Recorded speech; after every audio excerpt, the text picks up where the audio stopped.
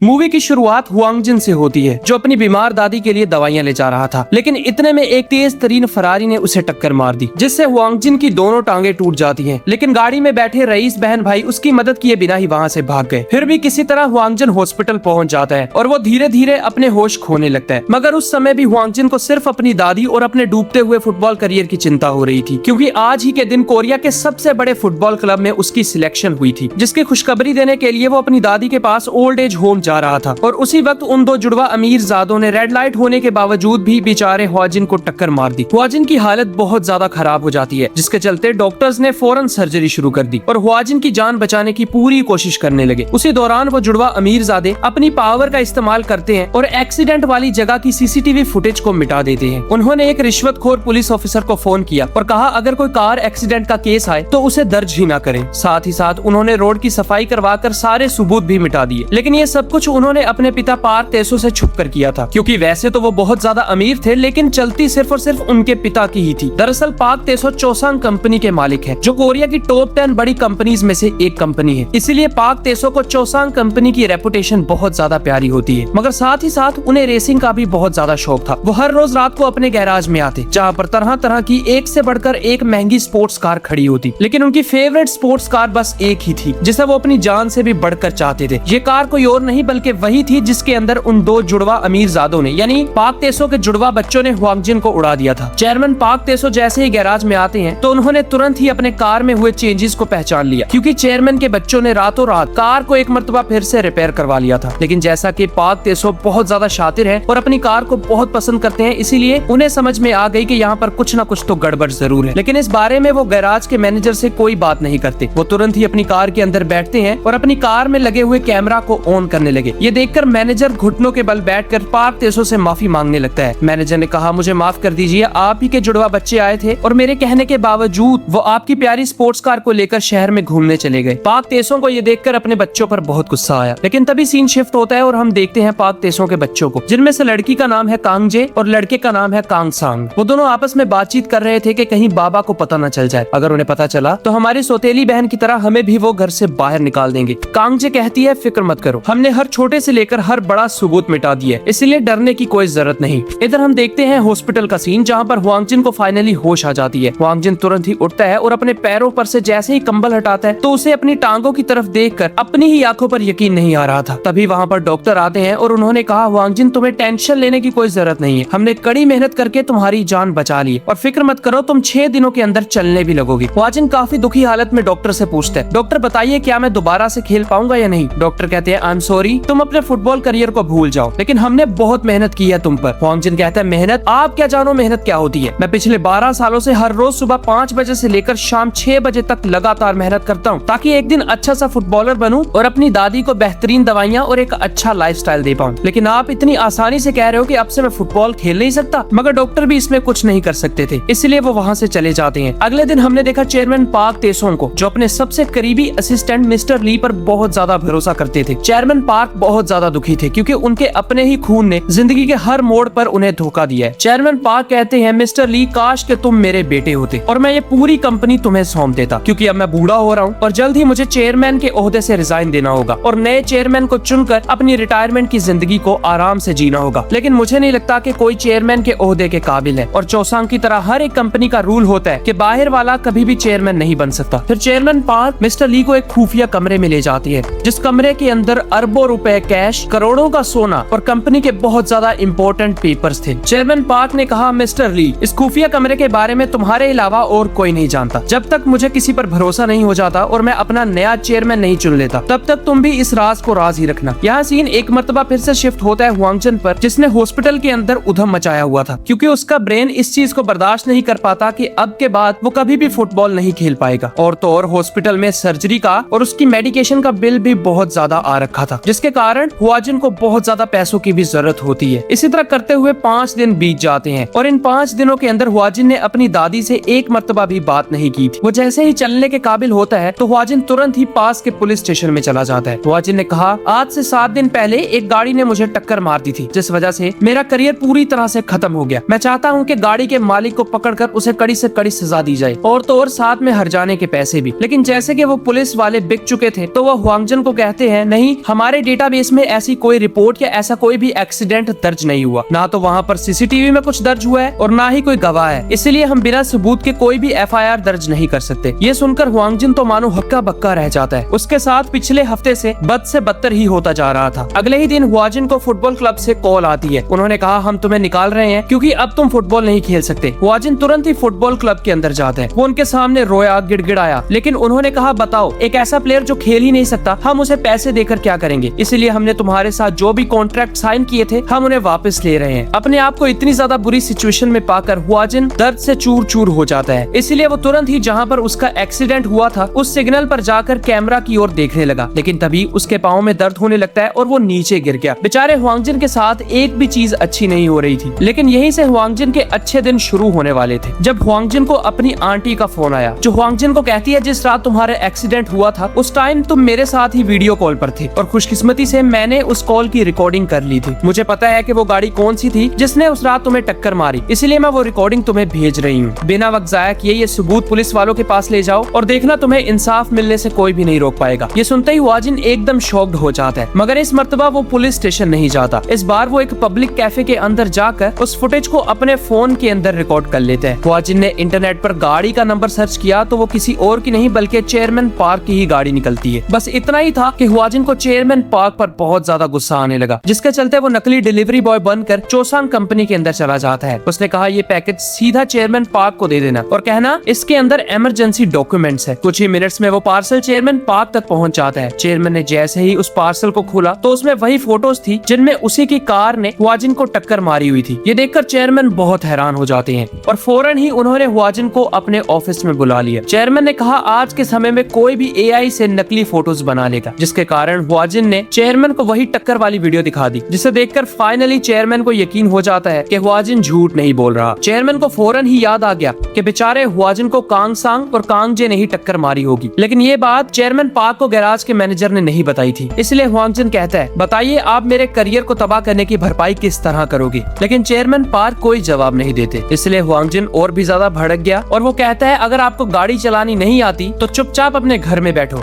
शहर के अंदर यहाँ वहाँ गधों की तरह घूमते मत फिरो। ये सुनकर चेयरमैन पार्क जरा सा गुस्सा हो गए। वो तुरंत ही अपने टेबल पर जाकर बैठते हैं और अपने ड्रॉर में से एक ब्लैंक चेक बाहर निकालते हैं। चेयरमैन ने कहा ये मेरा साइन किया हुआ चेक है, तुम इस पर जितनी भी रकम भरोगे मैं तुम्हें देने के लिए तैयार हूँ। हुआंग जिन ने कहा मुझे पता था तुम इस मैटर को पैसों से सोल्व करने की कोशिश करोगे, इसके अलावा तुम्हारी औकात भी क्या है। लेकिन इसके जवाब में चेयरमैन पार्क ने कहा देखो बेटा, अगर तुम वैसे किसी तरह एक्सीडेंट में आ जाते और इसी तरह तुम्हारा करियर खत्म हो जाता तो बात तो फिर भी सेम ही थी, क्योंकि कोई भी फुटबॉल क्लब तुम्हें साइन नहीं करता। लेकिन मैं तुम्हें एक मौका दे रहा हूँ, तुम यहाँ जितने चाहे उतने पैसे लिख सकते हो और अपनी बची हुई जिंदगी ऐशो आराम से जियो। लेकिन याद रहे तुम्हारे पास सिर्फ और सिर्फ 3 घंटे हैं। जैसे ही 3 घंटे खत्म हो जाएंगे तुम दोबारा से मेरे ऑफिस में आओगे और तुमने जितनी रकम इस चेक पर लिखी होगी मैं तुरंत ही वो रकम तुम्हें दे दूंगा। इसलिए हुआंग जिन वहाँ से चला जाता है। जब वो नीचे बैठकर इंतजार कर रहा था तभी उसे अपनी दादी का वीडियो कॉल आया। वो हुआंग जिन से कहती है मुझे पता था कि तुम एक ना एक दिन बहुत बड़े फुटबॉल प्लेयर बनोगे, इसलिए खुशी में यहाँ वहाँ मत फिरते रहना, जल्दी से टाइम निकाल कर मेरे पास ओल्ड एज होम आ जाना और हम बैठकर खूब बातें करेंगे। लेकिन तभी बेचारे हुआंग जिन को रोना आ जाता है, क्योंकि उसे नहीं पता था कि अब वो किस मुंह से अपनी दादी को फुटबॉल करियर खत्म हो जाने का कहेगा। इसलिए वो फोन को बंद करता है और एक जगह पर बैठकर रोने लगा। लेकिन तभी उसे याद आया कि आखिरकार वो इतना झंझट सिर्फ और सिर्फ अपनी दादी के लिए तो कर रहा है। अगर वो चेयरमैन पार्क से 10 करोड़ रुपए मांग लेगा तो उसकी बची हुई जिंदगी सुकून से कटेगी। यहाँ हम देखते हैं चेयरमैन पार्क को, जिसने अपने बेटों को ऑफिस में बुलाया था, क्योंकि चेयरमैन को उन दोनों की हकीकत के बारे में पता चल जाता है। अपने पिता के चेहरे पर गुस्सा देखकर कांग जे तुरंत ही अपने घुटनों पे आ जाती है। कांग जे ने कहा मुझे माफ कर दीजिए, उस रात गाड़ी कांग सांग चला रहा था, मैं तो बस इसके साथ बैठकर शहर घूम रही थी। ये सुनते ही कांग सांग भी बहुत ज्यादा डरने लगा। वो भी घुटनों के बल बैठकर चेयरमैन पार्क से अपने किए की माफी मांगने लगता है। कांग सांग ने कहा प्लीज चेयरमैन, इसे मेरी आखिरी गलती समझकर माफ कर दीजिए। लेकिन चेयरमैन बहुत ज्यादा गुस्सा हो गए। चेयरमैन ने कहा तुम लोग गलतियां करते हो और ऊपर से मुझे बताते तक नहीं, इसीलिए ये गलती नहीं बल्कि चोरी मानी जाएगी। और तो और तुम लोगों ने सिर्फ और सिर्फ इस कंपनी को नुकसान ही पहुंचाया है। पिछले साल के रिकॉर्ड्स में पता चला कि कंपनी आगे बढ़ने की बजाय 200 करोड़ के घाटे में जा रही है। अगर ऐसे ही चलता रहा तो हमारी चोसांग एक दिन टॉप 100 में भी नहीं रहेगी, क्योंकि इसको चलाने वाले तुम जैसे निकम्मे और निठल्ले हैं। लेकिन अब मैंने फैसला ले लिया है, मुझे तुम दोनों से ज्यादा अपनी कंपनी प्यारी है, इसलिए आज शाम को घर जाते ही मैं तुम दोनों को अपने घर से निकाल दूंगा और आज के बाद तुम दोनों को एक फूटी कौड़ी भी नहीं मिलेगी। ये कहकर चेयरमैन पार्क वहाँ से जाने लगे। उन दोनों दोनों को अपने आप पर यकीन नहीं हो रहा था कि आखिर चेयरमैन ने अपने ही बच्चों से नाता तोड़ दिया। इसलिए वो हड़बड़ी के अंदर आकर अपने पिता की ओर जाने लगे ताकि उनसे माफी मांगकर ऐसा करने से रोक पाए। इधर हम देखते हैं हुआंगजिन को, जिसने चेक के ऊपर 10 करोड़ की बजाय 100 करोड़ लिख दिया था और अब सीधा चेयरमैन पार्क के पास जा रहा होता है। इधर चेयरमैन पार्क भी लिफ्ट से बाहर आ जाते हैं। उनके पीछे पीछे ही कांग सांग और कांग जे बड़ी तेजी से चेयरमैन पार्क की ओर आ रहे थे।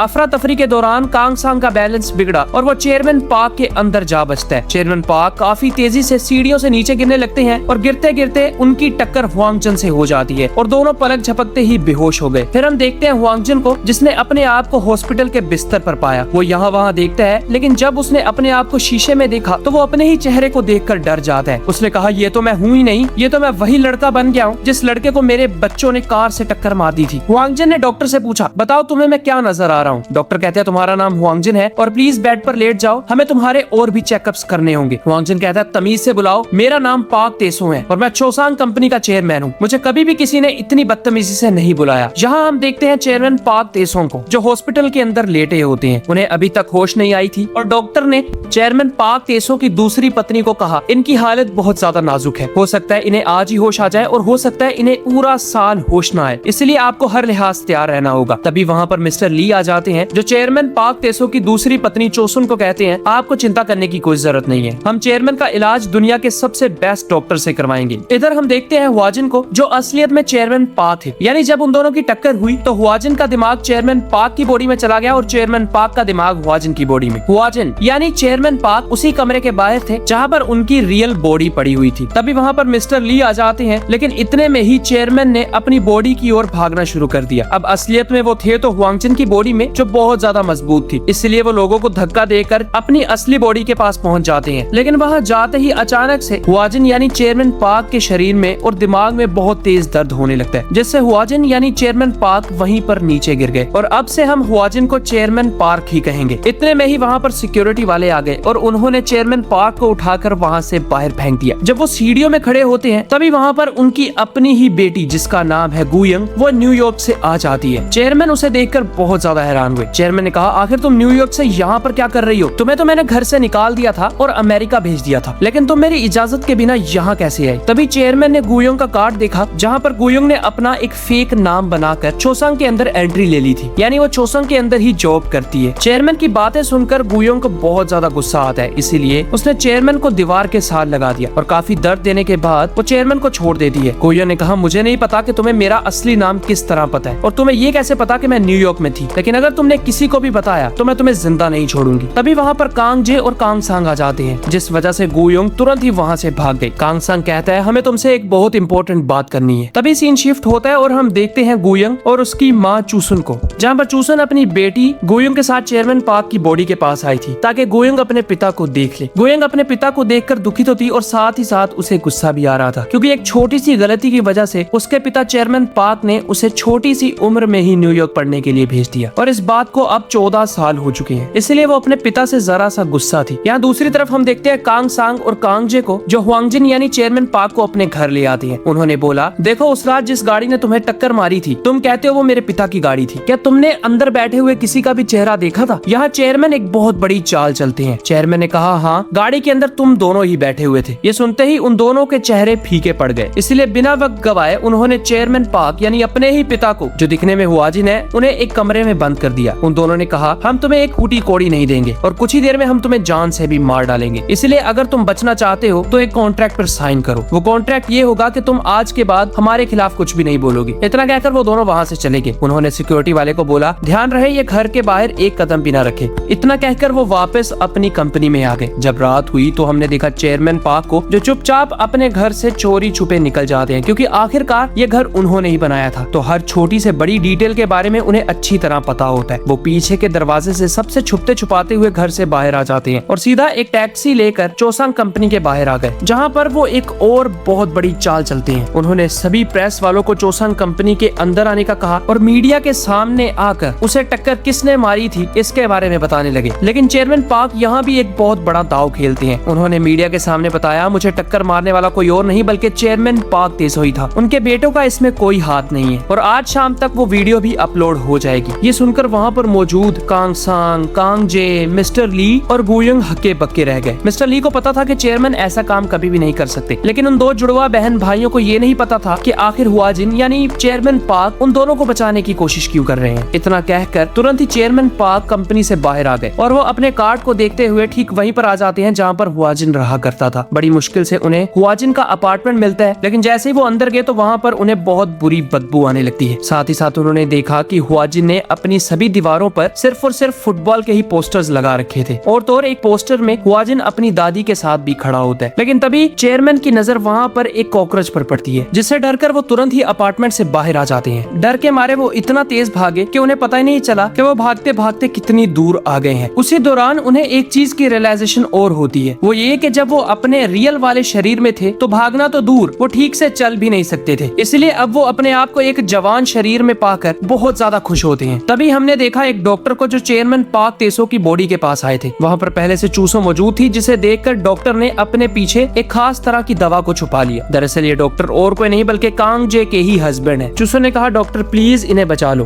डॉक्टर कहते हैं अभी हमें सिर्फ और सिर्फ प्रे ही करनी चाहिए, इसलिए आप मेरे साथ घर चलिए और चेयरमैन को जरा सा वक्त दीजिए। इतना कहकर उसने छुपते छुपाते हुए एक ड्रॉर के अंदर उस दवा को छुपा दिया और चूसों को लेकर अपने साथ घर चला गया। जाते जाते उसने मैसेज किया, जिससे कांग जे को पता चल जाता है कि डॉक्टर ने अपना काम नहीं किया। अगले ही पल वहाँ पर छुपते छुपाते हुए चेयरमैन पार्क आ गए। वो अपनी बॉडी के पास आते हैं, लेकिन इस मर्तबा वो अपनी बॉडी के ज्यादा करीब नहीं गए। इस बार वो एक इम्पोर्टेंट काम करने के लिए आए थे। उन्होंने अपनी छड़ी के हैंडल को खोला और उसे अपने पास रख लिया। जब वो वहाँ से जा ही रहे थे कि इतने में वहाँ पर कांग सांग और कांग जे आ गए और उनकी आवाज सुनकर चेयरमैन पार्क एक सोफा के पीछे छुप गए। कांग जे और कांग सांग दोनों अपने पिता की बॉडी के पास खड़े होकर ये बातें कर रहे थे। अच्छा ही हुआ कि हमारे पिता कोमा में चले गए, लेकिन ध्यान रहे ये उठने नहीं चाहिए, वरना ये हमें घर से बाहर निकाल देंगे और इतनी बड़ी कंपनी हमारे हाथों से निकल जाएगी। ये सब कुछ दूर छुपे हुए चेयरमैन कांग जो हुआंगजिन की बॉडी में है वो अपनी आंखों से देख और अपने कानों से सुन रहे थे। फिर कांगजे ने ड्रॉर के अंदर से वो दवाई निकाली और जैसे ही वो चेयरमैन को ये दवा देने लगते हैं तभी चेयरमैन ने अपनी आंखें खोल ली। हुआजिन की बॉडी में मौजूद चेयरमैन ये देखकर हैरान हो गए, क्योंकि उन्हें समझ आ जाती है कि चेयरमैन की बॉडी में अब वो खुद नहीं बल्कि हुआजिन आ गया है। अपने पिता की आंखें खुली देखकर कांग सांग और कांग जे हक्के बक्के रह गए। तभी हुआंगजिन यानी चेयरमैन ने अपने बिस्तर से उठने की कोशिश की और अगले ही पल हुआंगजिन ने कांग सांग का हाथ पकड़ लिया। ये देखकर कांग सांग बहुत ज्यादा डर जाता है, लेकिन पीछे से कांग जे ने एक तकिए की मदद से अपने पिता का गला घोटने की कोशिश की। सांस ना आने की वजह से हुआजिन का दम घुटने लगता है। जैसे जैसे चेयरमैन की बॉडी यानी हुआजिन का दम घुटता वैसे वैसे दूर छुपा हुआ हुआजिन यानी चेयरमैन का भी दम घुटते जाता। लेकिन वहाँ पर चेयरमैन अपने दिमाग से काम लेते हैं और पास ही में मौजूद अलार्म के बटन को दबा देते हैं, जिससे अलार्म बजने लगा और सभी हॉस्पिटल वाले तुरंत ही यहाँ वहाँ भागने लगे। अलार्म की आवाज सुनकर कांगजे ने तुरंत ही नीचे गिरी हुई दवाइयों को उठाया और कांगसेंग को लेकर वहाँ से भाग गई। जैसे ही चेयरमैन की बॉडी को जरा सी राहत मिलती है तो हुआंगजिन में मौजूद चेयरमैन को भी बहुत सुकून मिला और काफी हड़बड़ी के अंदर वो हॉस्पिटल से बाहर आ जाते हैं। वो अपने बच्चों का इतना घटिया रूप देखकर बहुत टूट गए। चेयरमैन ने कहा, काश मैंने ये चीज देखी ही ना होती, और बार बार कांगसांग और कांगजे की उस हरकत को याद करके फूट फूट कर रोने लगे। रोते रोते चेयरमैन ने अपनी पैंट के जेब में से वही चेक निकाला जो चेक उन्होंने हुआजिन को दिया था और फौरन ही उन्हें हुआजिन के बारे में बहुत अफसोस होने लगता है। लेकिन उससे भी ज्यादा अफसोस उन्हें अपनी ही औलाद पर हो रहा था। जब काफी ज्यादा रोना धोना हो गया तो चेयरमैन अपनी हिम्मत को समेटते हैं और तुरंत ही कांगजे और कांगसांग के पास आ गए। चेयरमैन ने कहा, आप दोनों ने मुझसे बोला था कि मैं अपना फैसला तुम लोगों को सुनाऊं, इसलिए मेरा फैसला यह है कि तुम मुझे चोसांग के अंदर नौकरी दे दो और मुझे नौकरी फाइनेंस डिपार्टमेंट के अंदर चाहिए,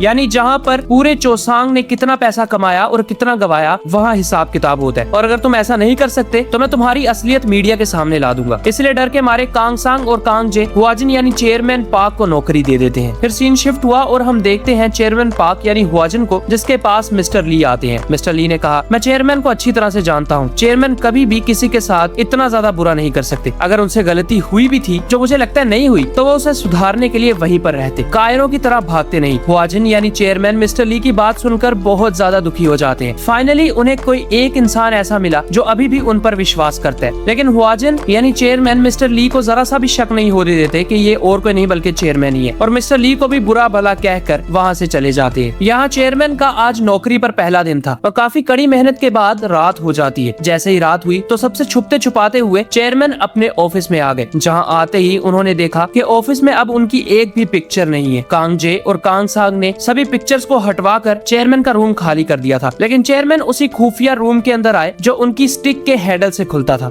और अंदर जाते ही उन्होंने कुछ पैसे, कुछ सोना और 7 स्टार होटल का एंट्री पास ले लिया और उन सब चीजों को लेकर होटल में रहने चले जाते हैं। अब जैसे कि वो होटल 7 स्टार था, इसलिए वहाँ पर जरूरत की सारी चीजें मौजूद थी। सुबह होने पर रूम सर्विस वाले चेयरमैन के लिए नए सूट, नई घड़ी, नए मोबाइल और कुछ जरूरत की चीजें लाकर देते हैं। फिर वो रेडी होकर अपनी ही कंपनी चोसांग के अंदर जॉब करने के लिए पहुंच गए। वहाँ जाते ही उन्होंने देखा कि फाइनेंस डिपार्टमेंट के अंदर उनकी खुद की ही बेटी गोयंग भी जॉब करती है, जिसे भनक तक नहीं थी कि हुआजिन की बॉडी में और कोई नहीं बल्कि चेयरमैन खुद ही है। जब गोयंग ने हुआजिन को तू कह के बुलाया तो चेयरमैन बहुत भड़क गए। चेयरमैन ने कहा, तुम्हें अपने सीनियर को बुलाने की तमीज नहीं है क्या? इसलिए वहाँ पर मौजूद सभी लोग उन दोनों की तरफ देखने लगते हैं। गोयंग को अपनी बेइज्जती बर्दाश्त नहीं हुई तो वो चुपचाप वहाँ से चली गई और इसी तरह 2-3 दिन बीत गए। एक दिन जब सारे बड़े बड़े ऑफिसर्स और बड़ी बड़ी पोस्ट वाले एक जगह पर मीटिंग कर रहे थे, तभी वहाँ पर और कोई नहीं बल्कि गोयंग और हुआजिन यानी मिस्टर चेयरमैन आ जाते हैं। चेयरमैन ने कहा, आप सब लोगों को एक आखिरी पेशकश देना चाहता हूँ। और चेयरमैन ने 3 बड़ी कंपनीज का नाम लिया। चेयरमैन ने कहा, इन 3 कंपनीज को हम अपनी कंपनी से अलग कर देंगे तो हमारी कंपनी को 300 करोड़ का मुनाफा होगा। अगर ऐसा नहीं करते तो हम लगातार घाटे में ही जाएंगे। चेयरमैन की बात सुनते ही कांग सांग के तो मानो होश ही उड़ गए, क्योंकि ये वही 3 कंपनीज थी जो किसी और की नहीं बल्कि कांग सांग की होती है। लेकिन इस बात के बारे में सिर्फ चेयरमैन को ही पता था। कांग सांग को लगता था कि इन 3 कंपनीज का मालिक कांग सांग है। इस बात के बारे में चेयरमैन को भी नहीं पता। इसलिए कांग सांग हुआजिन पर भड़क जाता है और उसे शक होने लगा कि शायद हुआजिन को हमारे सीक्रेट्स पता है और उसे पता है कि इन 3 कंपनीज में से जो घोटाला होता है वो सारे के सारा मेरी जेब में जाता है, जिसके चलते वो इन 3 कंपनी से नाता तोड़ने को बोल रहा है। और इसी तगड़े सस्पेंस के साथ ये पार्ट यही खत्म हो गया। पार्ट 2 की एक्सप्लेनेशन अगर चाहिए तो कमेंट्स के अंदर पार्ट 2 लिख देना। Thank you so much.